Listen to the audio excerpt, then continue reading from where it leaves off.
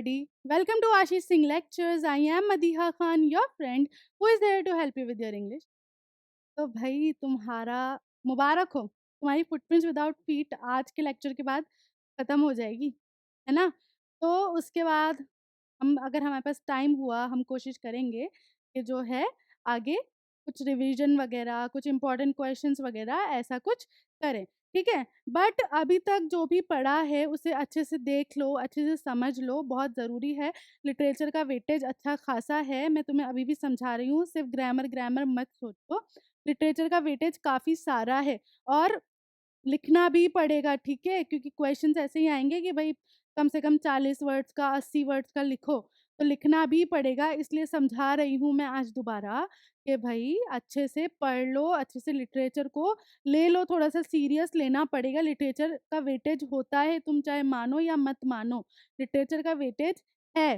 तो आज जो है हमारा फुटप्रिंट्स विदाउट फीट जो हमारी सप्लीमेंट्री रीडर है, वो कंप्लीट हो जाएगी। उसके बाद जो ग्रामर के 3-4 टॉपिक बचे हैं, वो कर लेंगे। फिर उसके बाद जो टाइम बचेगा अगर हमारे पास तो थोड़ा बहुत रिवीजन भी कर लेंगे। ऑल्दो आई नो कि अच्छा खासा हमारा हो गया है कवर। जो भी है इसमें से ही आएगा लिटरेचर में जो भी मैंने पढ़ाया है, उधर से ही आना है। तो इतना मुझे नहीं लगता कि तुम्हारे लिए डिफ़िकल्ट है बट हाँ, देख लेना क्वेश्चन एंड आंसर अच्छे से देख लेना बिकॉज़ जो भी मैंने पेपर्स देखे हैं प्रीवियस उसमें ज़्यादातर जो क्वेश्चन आंसर्स हैं वो एनसीईआरटी में से ही उठे हुए हैं। जो एनसीईआरटी की बुक मैं पढ़ा रही हूँ, उसी में से आए हैं। तो उन्हें अच्छे से देख लेना, रटना नहीं है, समझना, है ना? रटोगे तो एक चीज़ याद करोगे, दूसरी भूल जाओगे। तो समझो और अपनी लैंग्वेज में लिखने की कोशिश करो, है ना? तो हो जाएगा, कोई डिफ़िकल्टी नहीं आएगी। स्टोरी मैं तुम्हें पूरी पॉइंट टू पॉइंट समझा रही हूँ, तो तुम्हें स्टोरी तो क्लियर है ही। बस थोड़ा-सा अपने लिखने पे फ़ोकस करो। अभी भी कह रही हूँ थोड़ा-सा रीडिंग करो, लिखो, है ना? जितना तुम रीड करोगे ना चीज़ों को, चैप्टर रीड करो। ठीक है? चैप्टर रीड करो, रीडिंग से ही वोकैब्युलरी आएगी, रीडिंग से ही सेंटेंस बनाने का सेंस समझ आएगा, रीडिंग से ही समझ आती हैं चीज़ें कि भई कैसे कौन-सा टेंस यूज़ करना है, कौन-सा क्या करना है। रीडिंग के बिना कुछ नहीं होगा। इंग्लिश अगर पढ़नी है, सीखनी है, तो रीडिंग ज़रूरी है। तो रीड करना शुरू करो, ठीक है? टाइम है, एग्ज़ाम के बाद भी फ्री हो थोड़ा टाइम, तो रीडिंग कंटिन्यू रखना अपनी। रीडिंग इज़ इम्पोर्टेंट अभी भी बोल रही हूँ, इतना एम्फसाइज़ इसीलिए कर रही हूँ इस चीज़ पे बिकॉज़ रीडिंग जो है ज़रूरी है ना? और लिटरेचर को भी थोड़ा-सा इम्पोर्टेंस दो, लिटरेचर का वेटेज है। तो आज क्योंकि मैं ये ख़त्म कर रही हूँ इसलिए मैं तुम्हें ये सारा ज्ञान दे रही हूँ दोबारा, है ना? तो कर लो, ग्रामर सेक्शन तो ऑलरेडी हो गया, तुम्हें आता है सब फॉर्मेट वग़ैरह, हर चीज़ का देखो फॉर्मेट ही तुम्हें याद रखना है। प्रेज़ेंट डेट तुम वहाँ डालोगे, एड्रेस तुम्हें क्वेश्चन में दिया होगा, नहीं दिया अपना डाल दो, अपना स्कूल का नाम डालो, अपना नाम डालो, नाम नहीं दिया है तो उसमें कोई दिक्कत नहीं आनी अगर फॉर्मेट याद होगा। सिर्फ बॉडी में थोड़ा-सा डिफ़िकल्ट होगा, बॉडी में क्योंकि तुम लिख सकते हो। तुमसे जो पूछा जा रहा है तुम्हारे दिमाग में जो रेलेवेंट फैक्ट्स हैं, वही तुम्हें करना है ना? बस लिखना है तुम्हें और लिखोगे कैसे जब तक रीडिंग नहीं करोगे, रीडिंग करना शुरू नहीं करोगे, नहीं कर पाओगे। तो रीडिंग करो, रीडिंग से ही चीज़ें आएँगी, है ना? बॉडी ज़्यादा बड़ी लिखने की ज़रूरत होती नहीं है लेटर में, इनमें। आर्टिकल में जितने तुम्हें वर्ड्स लिमिट दी होती है, उस हिसाब से लिखना पड़ता है। बाकी लेटर राइटिंग में आराम से तुमने 4 लाइन 5 लाइन में बॉडी ख़त्म कर देते हो। फॉर्मेट ज़्यादा इम्पोर्टेंट होता है उसमें, है ना? फॉर्मेट को ही देखना है। क्लियर? ये सारी चीज़ें हो गई हैं क्लियर, हम और कर लेंगे इसको आगे ग्रामर का जो सेक्शन बाकी है तुम्हारा थोड़ा बहुत 4-5 जो टॉपिक्स हैं, वो भी करा दूँगी मैं, उसके बाद भी टाइम बचा तो रिवीजन भी कर लेंगे। बाकी इम्पोर्टेंट तो यही है जो एनसीईआरटी के क्वेश्चन एंड आंसर्स हैं। तो आ जाओ, आज भी हम यही करने वाले हैं, चैप्टर हमने पूरा पढ़ लिया था। The book that saved the earth क्या थी इसकी स्टोरी भई मार्शियन इन्वेजन से कैसे एक बच्चों की राइमिंग बुक ने बचाया अर्थ को, है ना? कैसे वो जो एक थिंक टैंक था जो खुद को बहुत समझता था, सबसे पावरफुल, सबसे इंटेलिजेंट समझता था, कैसे उसे ईज़िली रिप्लेस कर दिया गया बाद में क्योंकि वो सेल्फ एब्ज़ॉर्ब पर्सन था। उसने सिर्फ़ अपना सोचा, उसने पूरा मार्स ही इवैक्यूएट करा दिया। पूरा मार्स ही खाली करा दिया जस्ट बिकॉज़ ताकि उसे कोई ढूँढ ना पाए, उसे कोई पकड़ ना पाए। तो इस तरीके से बेवकूफ़ी की उसने और कुछ भी नहीं हुआ, कोई इन्वेज़न हुआ ही नहीं। ठीक है? ये प्ले था एक, प्ले के कैरेक्टर्स याद रखने हैं, प्ले के कैरेक्टर्स कौन-कौन थे? एक तो हमारा great and mighty think tank था जो बिल्कुल बेवकूफ़ था। दूसरे थे हमारे एप्रेंटिस नूडल जो बाद में great and mighty think tank की जगह लेते हैं कैसे? वाइज़ एंड वंडरफुल नूडल के नौ नेम से। फिर एक थी हमारी कैप्टन ओमेगा, फिर एक थी हमारी लेफ्टिनेंट आयोटा और एक थे हमारे सार्जेंट ऊप। ठीक है, यही कैरेक्टर्स हैं, इसमें ज़्यादा कैरेक्टर्स नहीं हैं, है ना? तो अच्छे से हो जाएगा, कोई दिक्कत नहीं आएगी इस चैप्टर में भी। जो पोएम्स हैं, पोएम्स में तुम्हें पता है कि भई एक्सट्रैक्ट होगा, एक्सट्रैक्ट मतलब एक-एक पैरा कोई सा भी दे दिया जाएगा। उसके बेसिस पे लिखना है तुम्हें, हर पोएम का मैंने अच्छे से एक्सप्लेनेशन दिया हुआ है, समरी दी हुई है, वो पढ़ लो, वहाँ से तुम्हें सेंट्रल आइडिया भी मिल रहा है, ठीक है? सेंट्रल आइडिया मिल रहा है पूरे चा उसमें पोएम में क्या हुआ है, पोएम का मीनिंग क्या है, वो सब भी पता चल रहा है। उसके अलावा एक चीज़ और याद रखना, चैप्टर्स और पोएम्स के ऑथर्स इम्पोर्टेंट हैं। क्वेश्चन आ जाता है 4-4 मार्क्स में कि भई ये तुम्हारे एक तरफ ऑथर्स दे दिए जाएँगे, एक तरफ तुम्हें चैप्टर्स या पोएम्स के नेम दे दिए जाएँगे। अब करो इन्हें मैच, है ना? कि कौन-सी पोएम किसके के पोएट कौन है, कौन से चैप्टर के ऑथर कौन है, वो चीज़ें आ जाएँगी। तो हर चैप्टर, हर पोएम के ऑथर्स याद रखना इम्पोर्टेंट है। क्लियर हो गया? तो चलो विदाउट फर्दर अडू इसके क्वेश्चन एंड आंसर्स और वर्ड मीनिंग्स देख लेते हैं अब, है ना? ईज़ल लकड़ी का फ्रेम जो होता है ना, जैसे प्रोजेक्टर के लिए एक लकड़ी का फ्रेम होता है जिस पे कपड़ा लगा होता है, प्रोजेक्टर से उस पे दिखता है ना? वो। तुलस दक्षिण अफ्रीका से संबंधित एक अफ्रीकी जाति समूह। ठीक है, अप्रेंटिस एक व्यापार का शिक्षार्थी जो सिखाए जाने के बदले में एक निश्चित अवधि के लिए काम करने के लिए सहमत हो गया है। अप्रेंटिस मतलब जो जैसे इंटर्नशिप करते हैं ना जो लोग बेसिकली, वो वाले लोग।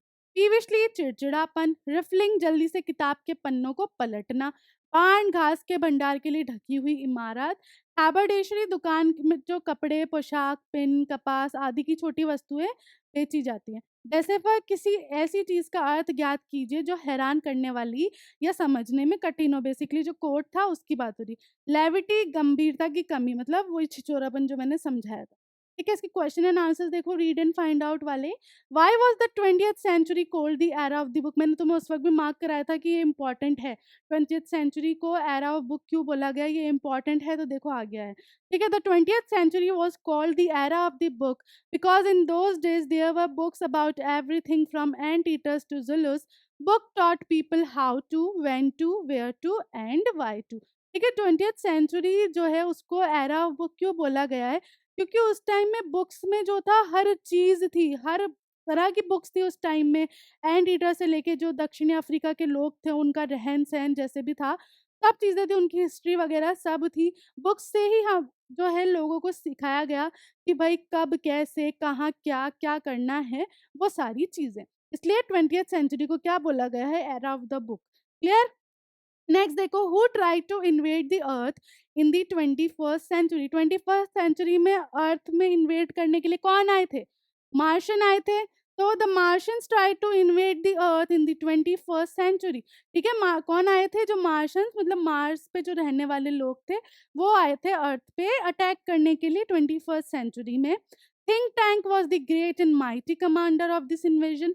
उसमें सबसे जो मेन था, जो सबसे बड़े ओहदे पे कमांडर था, वो कौन था? थिंक टैंक था, है ना? He was the ruler of Mars. He wanted to put the earth under his rule. और वो क्या था? मार्स का रूलर था और वो क्या चाहता था? अर्थ को भी अपने कब्जे में करना चाहता था, अर्थ पर भी राज करना चाहता था। इस तरीके से लिखना है। नेक्स्ट देखो, what guesses are made by think tank about the books found on earth? ठीक है, अब थिंक टैंक ने क्या-क्या फालतू के जो गेसेस किए जो एक भी सही नहीं था, क्या-क्या अनुमान लगाए बुक्स के बारे में, वो बताना है तुम्हें। The first guess that think tank made about the books found on earth was that they were sandwiches. तो पहला गेस क्या था बुक्स को लेकर, जो अर्थ पर बुक मिली थी उसको लेकर, कि भाई ये क्या है? सैंडविचेस हैं। He told captain omega that they were standing in a refreshment stand. उन्होंने क्या बोला कैप्टन ओमेगा को कि आप लोग जो है कहाँ खड़े हो? कोई खाने पीने वाली जगह पर हो। जो स्क्वायर प्लेस है वो क्या है? एक रिफ्रेशमेंट स्टैंड है। He also said that sandwiches were the main staple of earth diet. उसने ये भी बोला कि भाई सैंडविचेस जो है मेन है अर्थ के लोगों की डाइट के लिए, ऐसा कुछ भी नहीं है ना? ऐसा कुछ भी नहीं है। He then ordered them to eat one of the books. उसने उसके बाद क्या बोला कि मैं तुम्हें ऑर्डर देता हूँ कि इसे खाओ और खा के मुझे बताओ तुमने क्या ऑब्जर्व किया। When Sergeant Oop ate it, he told them that it was not delicious and it was as dry as Martian dust. फिर सार्जेंट ऊप ने उसे खाया भी, बेचारे को ऑर्डर तो मान नहीं थे। उसने खाया और फिर ऐसे टेरिबल फेसेस बना के बोला कि सर ये बिल्कुल भी टेस्टी नहीं है खाने में, और ये इतना ड्राई है जैसे मार्स की जो डस्ट है, धूल है, वैसा ड्राई है। इसको बिना पानी के कैसे ये पृथ्वीवासी खाते हैं? Then think tank suggested that the books were in fact communication sandwiches and ordered them to listen to them. फिर उसके बाद थिंक टैंक क्या बोलता है कि ये ना कोई कम्युनिकेशन के लिए, कोई वार्तालाप के लिए, वार्तालाप ही कहते हैं आई गेस, कम्युनिकेशन है ना, कम्युनिकेशन के लिए कोई डिवाइस है और इसे अपने कानों पे लगाओ और सुनो। When they could not hear anything, he suggested that the books were not meant for ear communication but for eye communication. जब उन्हें कुछ भी सुनाई नहीं दिया इतनी देर, उसके बाद वो क्या बोलता है कि ये जो है ईयर कम्युनिकेशन के लिए नहीं है, ये तो आँखों की कम्युनिकेशन के लिए है। तो इस तरीके के सारे फालतू के अनुमान वो देता है, तो तुम्हें सब बताना पड़ेगा, है ना? थिंक अबाउट इट वाले देखो, Noodle avoids offending think tank but at the same time he corrects his mistakes. How does he manage to do that? ठीक है, नूडल ने जो है क्या किया था, उसने देखो ना थिंक टैंक को है ना, मतलब वो भी नहीं किया, अपमानित भी नहीं किया और उसे ऑफेंड भी नहीं किया किसी तरीके से कि थिंक टैंक को बुरा लगे, लेकिन साथ में उसने सारी उसकी मिस्टेक्स करेक्ट भी करी। तो वो कैसे कर पाया ये चीज़, ये बतानी है तुम्हें। Noodle avoided offending think tank but at the same time he corrected his mistakes. Noodle ने जो है थिंक टैंक को बिना बुरे लगे उसकी सारी मिस्टेक्स करेक्ट भी कर दी थी। Whenever he had to say something contrary to what think tank said, he would present his thought by referring to them as being of no particular importance. अब जब भी उसे कुछ भी बोलना पड़ता था जो थिंक टैंक के सारे सजेशन से उल्टा होता था, ऑपोजिट होता था, कॉन्ट्ररी ऑपोजिट होता था, तो वो हमेशा अपनी बात कैसे रखता था, पहले तो वो सॉरी या आई बैग योर पार्डन या फॉरगिव मी ऐसे बोलता था, और फिर ऐसे बोलता था कि भाई मतलब मेरा जो थॉट है वो कितना इंपॉर्टेंट नहीं है, बस मेरे माइंड में है, इस तरीके से बताता था। In this way he would correct think tanks error without making him feel that he was being corrected. और इस तरीके से वो जो है उसे करेक्ट भी करता था और थिंक टैंक को लगा भी नहीं कि वो जो है उसकी मिस्टेक्स करेक्ट कर रहा है। क्वेश्चन 2 देखो, if you were in noodles place how would you handle think tanks mistake? अगर आप नूडल की जगह पर होते तो आप थिंक टैंक की मिस्टेक्स को कैसे सही करते, वो बताना है। देखो यहाँ पे एक मैं मेरे पर्सपेक्टिव से लिख रही हूँ, तुम्हें उस वक्त जो सही लगे बट रेलेवेंट होना चाहिए, तुम लिख सकते हो अगर क्वेश्चन आ जाता है तो। Had I been in Noodle's place, I would have handled think tank's mistake just like Noodle did. ठीक है, अगर अगर मैं भी नूडल की प्लेस पर होती तो जैसे नूडल ने थिंक टैंक की मिस्टेक सही करी, वैसे ही मैं भी करेक्ट करती, क्योंकि देखो उस टाइम पे क्या था, वो कमांडर था, वो रूलर था मार्स का। अब उसके अगर नीचे कोई भी बंदा है, वो ऑब्वियसली उससे लड़ तो नहीं सकता, है ना? क्योंकि उससे क्या होगा, या तो उसे निकाल दिया जाएगा या उसकी जान चली जाएगी। तो वो उसने बहुत समझदारी से काम किया और मिस्टेक्स भी करेक्ट की। Noodle handles the situation without being rude and doesn't show off his intelligence.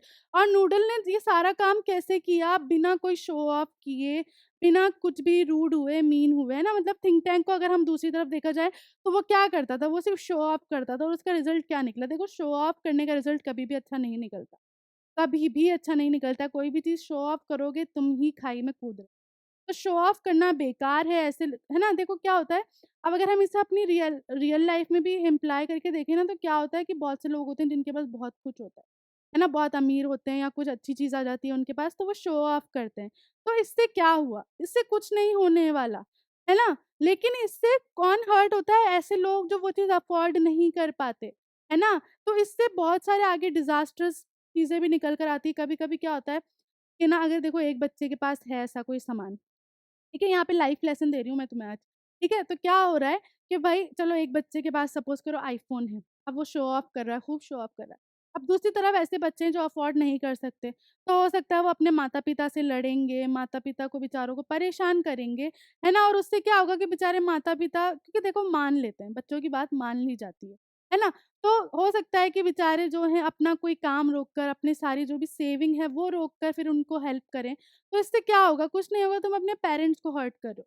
दूसरी तरफ कुछ बच्चे ऐसे होंगे जिन्हें पता है कि उनके माता-पिता अफ़ोर्ड नहीं कर सकते, हाँ नहीं करेंगे, चोरी-चकारी करने लग जाएँगे, तो तुम अपना फ्यूचर खराब कर रहे हो, है ना? तो तुम्हारे शो ऑफ करने से तुम्हारा तो ऐसे कोई नुकसान नहीं हुआ, लेकिन तुम्हारी वज़ह से जो दूसरे कॉन्सिक्वेंसेस पैदा हुए, वो देखो। फिर ऐसे ही होता है, कुछ बच्चे ऐसे होते हैं जो खुद भी अफ़ोर्ड नहीं कर पाते, लेकिन शो ऑफ करने के लिए करते हैं चीज़ें, जिसकी वज़ह से फिर वो कर्ज़े में चले जाते हैं, या बहुत सारी चीज़ें होती हैं। बहुत देखा है हमने ऐसे केसेस, जिसमें सुसाइड भी हो जाता है, कोई गलत काम भी हो जाता है। तो देखो, शो ऑफ करना कुछ नहीं है, जो है तुम्हारे पास अच्छा है, तुम अफ़ोर्ड कर सकते हो। नहीं कर सकते तो कोई नीड भी नहीं है, नॉर्मल फ़ोन से काम चल सकता है ना। तो इस तरीके से अपनी थिंकिंग लेके चलो आगे के लिए, बहुत काम आएगी, नहीं तो आगे जाके बस कुछ नहीं होने वाला, सिर्फ़ क्राइम रेट्स बढ़ेंगी, झगड़े-फ़साद बढ़ेंगे। तो शो ऑफ करने से कुछ भी फ़ायदा नहीं होता, जैसे थिंक टैंक को भी कोई भी फ़ायदा नहीं हुआ शो ऑफ करने से, उसकी तो मतलब उसका तो पूरा जो रूल था, जो सत्ता थी वही चली गई थी, है ना? और जो दूसरी तरफ नूडल था जिसने कभी भी ऑफेंड नहीं किया, वो अब रूलर बन चुका था।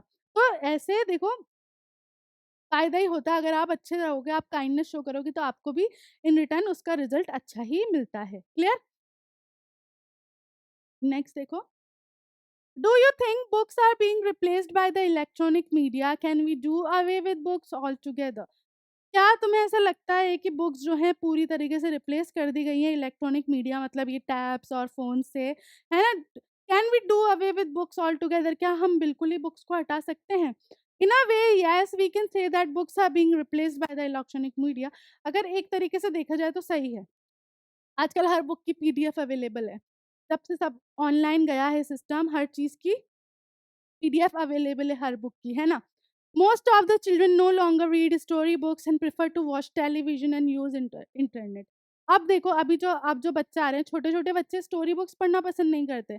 खाना खाएँगे तो मोबाइल लेके बैठ जाएँगे, कुछ भी होगा तो कोकोमेलन और माशा बियर पता नहीं क्या-क्या देखने लग जाते हैं। मतलब अब उन्हें चाहिए यूट्यूब, इंटरनेट। है ना? स्टोरी बुक्स उन्हें चाहिए ही नहीं, कोई चीज़ उन्हें सीखनी है ही नहीं। All the text books are still there but they may soon be replaced by electronic version. ठीक है, अभी भी हैं टेक्स्ट बुक और मैं अगर तुम्हें पर्सनली बताऊँ ना तो मुझे तो बुक्स पढ़ना बहुत पसंद है। ठीक है, मुझे नॉवेल्स पढ़ना बहुत पसंद है। मतलब अगर एक तरफ आप मुझे कोई मतलब उसमें जो किंडल और ये सब चीज़ें ये दोगे और एक तरफ मेरे पास कोई नॉवेल होगी, तो I would prefer that novel prefer करूँगी मैं। बिकॉज़ मुझे बुक्स से पढ़ना बहुत अच्छा लगता है। अब देखो जैसे मैं एमएससी है मेरा, है ना? एमएससी में अब ज़्यादातर क्या होता है कि बुक्स जो होती हैं इतनी कॉस्टली आती हैं कि आप अफ़ोर्ड नहीं कर पाते, है ना? तो उनकी क्या होती हैं बेसिकली पीडीएफ अवेलेबल होती हैं ऑनलाइन जो फ्री होती हैं, है ना? फ्री होती हैं।